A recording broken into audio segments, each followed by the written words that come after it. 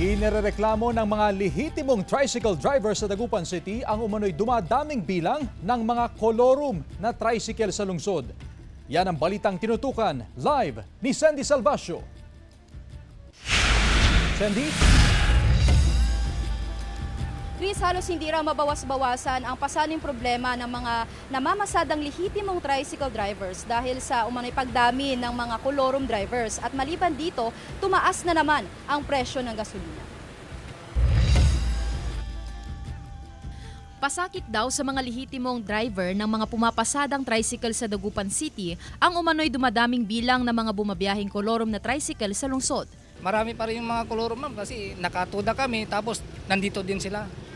Dapat hindi din sila pipila sa mga nakatuda. Nasisira rin daw ang imahe ng mga lehitimong tricycle driver dahil mas mataas pa umanong maningil ng pasahe ang mga may-ari ng kolorum. Yun ang masakit din sa amin, ma'am, pag sa mga kolorum nandito sila. Tapos nakikita namin sila, nakakuha sila ng mga pasahero. Imbes na sa amin yun. Ang ilang namamasada ng kolorum na tricycle, hindi raw kumporme sa hinihingi nilang prangkisa.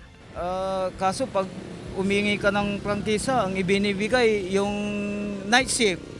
Pero pag nakalagay yung night shift naman, pag namasada ka ng umaga, hindi pwede, uhulihin ka naman. Hindi naman daw nagpapabaya ang poso sa paghuli sa mga pumapasadong kolorum na tricycle sa lungsod. Hindi raw bababa sa 5 kolorum na tricycle ang nahuhuli nila sa kada araw. Andito kasi nagkakaubusan ng prangkisa. Yung night shift, ayaw naman nila. Kaya yung mga kolorum, humanda kayo. Magtago na lang kayo lagi kasi papasensyaan pag nahuli kayo. Nasa 2,800 tricycle drivers na ang nabigyan ng prangkisa para sa day shift, habang nasa 100 mula sa 450 tricycle drivers naman ang may prangkisa para sa night shift.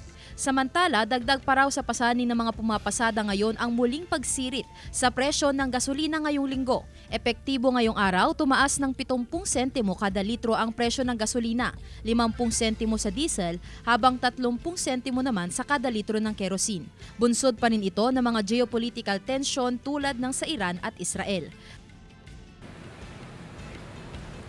Chris, tiniyak naman ng Poso Dagupan na hindi sila titigil sa paghuli sa mga tricycle drivers na walang prangkisa sa pamamasada at samantala nagbabala rin ang Poso Dagupan na dapat ay hindi na raw nakikisama sa pila ng mga toda ang mga kolorum na tricycle drivers. Chris?